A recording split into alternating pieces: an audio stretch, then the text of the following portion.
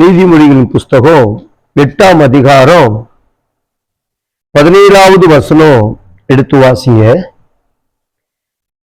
தேவன் சொல்லுது, என்னை சிநேகிக்கிறவர்களை நான் சிநேகிக்கிறேன், அதிகாலையில் என்னை தேடுகிறவர்கள் என்னை கண்டடைவார்கள் என்று சொல்லி. ஆமென். என் அன்புக்குரிய தேவ ஜனமே, பிதாவாகிய தெய்வம் குமாரனாகிய இயேசு கிறிஸ்துவை அதிகமா நேசித்தார்.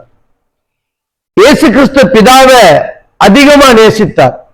அதனாலதான் வேதத்துல சொல்லுது, அவர் அதிகாலை இருட்டோடு எழுந்து வனாந்தரமான ஒரு இடத்திற்கு போய் அவர் தனித்து பிதாவாகிய தெய்வத்தோடு உறவாடினார்.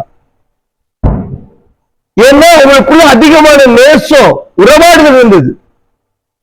இன்னைக்கு அந்த நேசத்தை இன்னைக்கு கர்த்தர் நம்ம இடத்துல விரும்புகிறார். அன்புக்குரிய தேவ ஜனமே, இயேசு கிறிஸ்துவை உண்மையாய் ஒரு மனிதன் நேசிப்பானால், ஒரு தேவனுடைய பிள்ளை மனிதனோ மனுஷியோ உண்மையா நேசிப்பார்கள் என்று சொன்னார். வேதம் சொல்லுகிறது, அவர் அதிகாலையில் தேவனை தேடுவார்கள். அதனாலதான் அங்க சொல்லும்போது நீதிமொழி 8:17வது வசனம் சொல்லுகிறது, என்னை சிநேகிக்கிறவர்களே நான் சிநேகிக்கிறேன். என்னை ஒருத்தர் விரும்புவான்னா, நேசிப்பான்னா, அந்த மனுஷன் என்னை அதிகாலையில தேடுவான், அவன் என்னை கண்டடைவான் சொல்லி. இன்னைக்கு ஏன் நம்முடைய வாழ்க்கையில ஆசீர்வாதம் இல்லை? இன்னைக்கு ஏன் நம்முடைய ஆவிக்குரிய வாழ்க்கையில ஒரு முன்னேற்றம் இல்லை? பரிசுத்த ஆவியானது உறவாடுவதற்குள்ள ஏன் நிலைத்திருக்க முடியல என்று சொன்னா, அதிகாலை வேலையை நீங்களும் நானும் அதிக நேரம் நித்திரை செய்கிறோம். அதிகாலையில எழுந்து தேவனுடைய சத்தத்தை கேட்கிறதில்லை. காலை வேலையில சத்தம் கேட்க சமூகத்தில் வருகிறேன் என்று தாவீது சொல்லுகிறார்.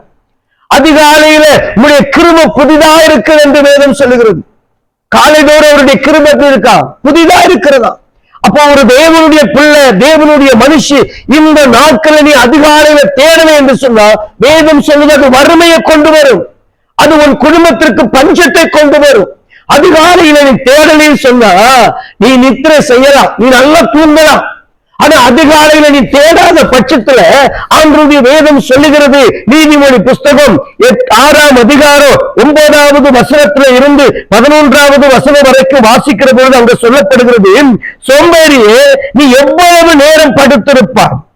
தூங்குற நித்திரை செய்கிற மனுஷரை பார்த்து கர்த்தர் கேட்கிறார். அதிகாலையில தேவனை தேடாதபடி பொழுது விடிந்து தன்னுடைய ஒளிகள் தன் வீட்டுக்குள் வருகிற வரைக்கும் நித்திரை செய்து தூங்குறோம்ல, வீட்டில் உள்ளவங்க யாரு எழுப்பினாலும் எழுந்திருக்கிறது இல்லை. எப்படி எப்படி உன் குடும்பம் ஆசீர்வதிக்கப்படும், எப்படி உன் ஆவிக்குரிய வாழ்க்கையில மாற்றம் வரும்? இங்க சொல்லுகிறார், கர்த்தர் சொல்லுகிறாரு, சோம்பேறியே நீ எவ்வளவு நேரம் படுத்திருப்பாய்? எப்பொழுது உன் தூக்கத்தை விட்டு எழுந்திருப்பாய்? இன்னும் கொஞ்சம் தூங்கட்டும், இன்னும் கொஞ்சம் உறங்கட்டும், இன்னும் கொஞ்சம் கைமுடக்கிக் கொண்டு நித்திரை செய்யட்டும் என்பாயோ? கொஞ்ச நேரம் பொறுத்துக்கிறேங்க, நான் இப்ப எந்திரிச்சிடுறேன், கொஞ்ச நேரம் பொறுத்துக்கிறேங்க. ஐயா, அநேக பரிசுத்த ஆவியை பெற்றுக்கொண்ட தேவ பிள்ளைகளை கர்த்தர் அதிகாலையில் அவர் நேசிக்கிறவராய் வந்து, என் பிள்ளை நித்திரை செய்திடக்கூடாது, என் பிள்ளை காலை வேலை கிருபை இழந்துடக்கூடாதுன்னு சொல்லி அவர் எழுப்பி விடுகிறார். ஆனா இன்னைக்கு கைகளை முடக்கிக் கொண்டு தூங்குகிற, நித்திரை செய்கிற தேவ பிள்ளைகளும் தேவ மனிதர்களும் இன்னைக்கு அதிகமாக மாறிக்கொண்டிருக்கிறோம். நண்புக்குரிய தேவ பிள்ளை, கர்த்தர் சொல்றாரு, இன்னும் கொஞ்ச நேரம் தூங்கட்டும், இன்னும் கொஞ்ச நேரம் உறங்கட்டும், இன்னும் கொஞ்ச நேரம் கைகளை முடக்கி கொண்டு நித்திரை செய்வோம் என்பாயானால், ஆண்டவருடைய வேதம் சொல்றது 11வது வசனம், உன் தரித்திரம் வழிபோக்கனை போலவும் உன் வறுமை ஆயுதம் அழிந்தவரை போல வரும் உன் வீட்டுக்கு. ஆண்டவரே, என் வாழ்க்கையில இன்னும் வறுமை போகல, ஆண்டவரே என் வாழ்க்கையில இருக்கிற பஞ்சம் நிற்கு மாற மாட்டுக்கு, ஆயுதம் அழிந்தவரை போல வறுமை நிற்கு வந்து நிற்கிற. ஏன் வருது? நீ காலை வேலையில நல்லா தூங்குற, நித்திரை செய்கிறது நிமித்தம், நல்லா தூங்குறது நிமித்தம், காலையில் அதிகாலையில தேவனை தேடாதபடி பொழுது விடிந்து ஒரு சூரியன் உதித்து வருகிற வரைக்கும் நீ தூங்குறது நிமித்தம் உன் வீட்டுக்கு வேதம் சொல்கிறது தரித்திரம் வழிபோக்கிற போல வருகிறது. வழியில நடந்து போற ஒரு மனுஷன், அவன் வழியில போற விடாம தன் வீட்டுக்கு வரத்தக்கதாக அந்த வறுமை, அந்த கொடிய பஞ்சம், வெளியில வழியில கடந்து போற பஞ்சம் இன்னைக்கு உன் வீட்டுக்குள்ள வர காரணம் உன் நித்திரை, உன் தூக்கம். நீ தூக்கத்தை விட்டு எப்ப எழுந்திருப்ப? ஆண்டவர் சொல்றாரு, அதிகாலையில் என்னை தேடுகிறத இதை கண்டறிவான். என்னை சிநேகிக்கிற மனுஷனா இருப்பான், அவன் அதிகாலையில் என்னை தேடுவான். இன்னைக்கு விசுவாச பிள்ளைகளாகிய நாம தேவனை அறிந்து கொண்ட பிள்ளைகளாகிய இயேசுவே நேசிக்கிறோம், இயேசுவோடு தான் வாழுவோம், இயேசுக்காகத்தான் வாழுவோம் சொல்றோம். ஆனா அதிகாலையில நல்லா தூங்குறோம், பொழுது விடுகிற வரைக்கும் தூங்குறோம். ஆண்டவர் சொல்றாரு, உன் தரித்திரம் வழிபோக்கனை போல உன் வீட்டுக்குள்ள வருமா?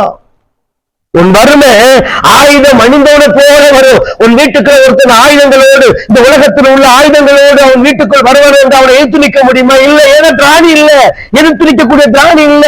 தேவனோடு அதிகாலையில உறவாடும் என்று சொன்னால் அதற்குண்டான தியானியும் கிருபையும் உனக்கு உண்டா இருக்கும். உன் பிசாசுடைய தந்திரங்களை அறிய முடியும். உன் வீட்டுக்குள்ள எப்படி வறுமை வரும் என்பது உனக்கு தெரியும். நீ நித்திரை பண்ணி தூங்குகிற பொழுது அது வழிபோக்கனை போல உன் வீட்டுக்குள்ள வருகிறது.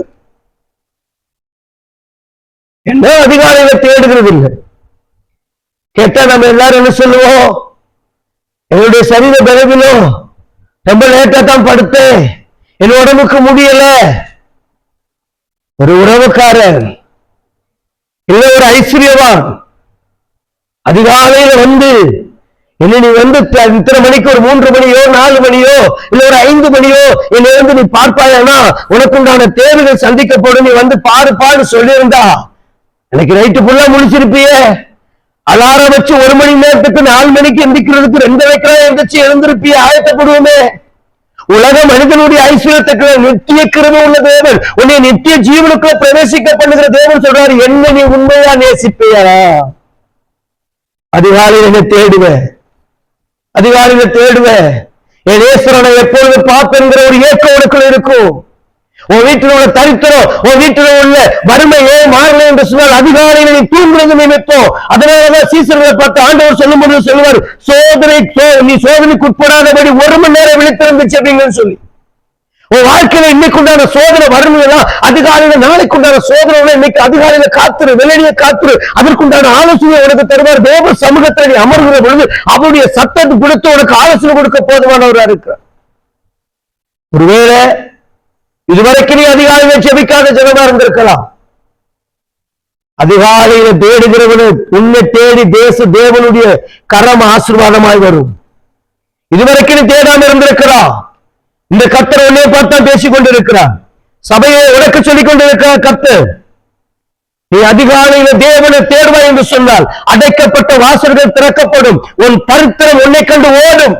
நீ அதிகாலையில மூடி தூங்குவ, இன்னும் கொஞ்ச நேரம் உறங்கட்டும், இன்னும் கொஞ்ச நேரம் உறங்கட்டும், இன்னும் கொஞ்ச நேரம் தூங்கட்டும் என்று சொல்லுவாய் என்று சொன்னால் கைகளை முடக்கி தூங்க தூங்க உன் வறுமைகள் கைகளை முடக்கி வைத்து அது பெரிதாய் விளங்கிடும்.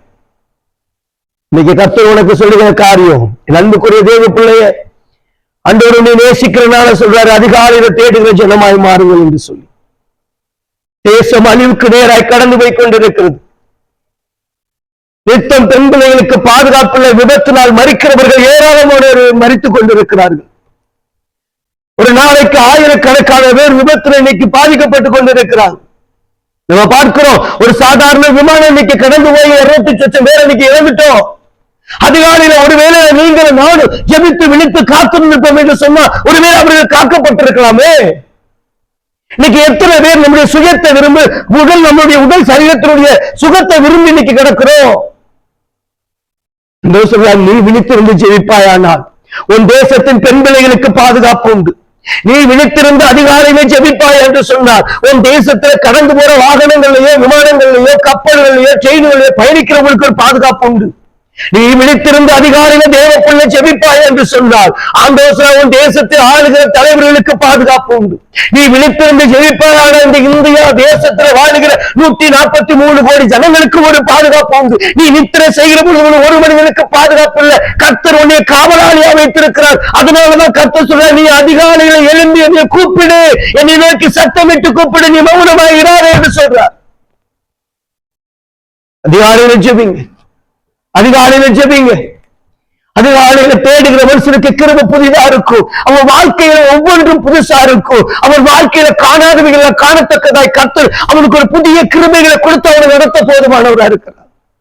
அதிகாலையில தேடுவது தேவ ஜனமே, அன்புக்குரிய வாலிப சகோதரனே சகோதரி, அதிகாலையில தேடு.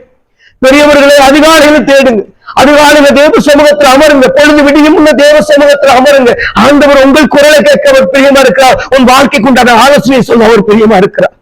தேசம் காக்கப்படணும், நம்முடைய குடும்பங்கள் ஆசீர்வதிக்கப்படணும், நம்முடைய ஊழியங்கள் ஆசீர்வதிக்கப்படணும் என்று சொன்னார் நீங்களும் நானும் அதிகாலையில் தேவனோடு உறவாடுவதா இருக்க வேண்டும்.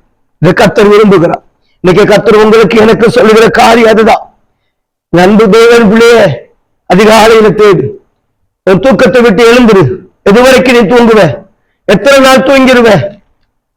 நீ தூக்கத்தை விட்டு எழுந்து பார். கர்த்தருக்காய் இந்த 1 மணி நேரம் அதிகாலையில நீ கொடுத்துப்பார். 1000 ஆண்டுகள் உன்னை கர்த்தர் ஆசீர்வாதமாக வைப்பார். உன் ஆவிக்குரிய வாழ்க்கை செழித்திருக்கும். உன்னிடத்தில் உள்ள வெளிச்சம் அநேக ஜாதிகளுக்கு பரவும். உன்னை கர்த்தர் உயர்த்த போதுமானவரா இருக்கு. எத்தனை பேர் ஒப்பு கொடுக்க போறோம்? நான் அதிகாலையில ஜெபிப்ப ஆண்டவர் எத்தனை பேர் சொல்ல போறோம்? சொல்லுவோமா? ஆண்டவருடைய கரத்தை உயர்த்தி எல்லாரும் எழுந்து நிற்போம். ஆண்டவர் சமூகத்துல அதிகாலையில ஜெபிக்கும்படி நான் ஒப்பு கொடுக்கிறப்பான்னு சொல்லுங்க. அதிகாலையில உங்களுடைய சமூகத்துல வருகிறப்பான்னு சொல்லுங்க.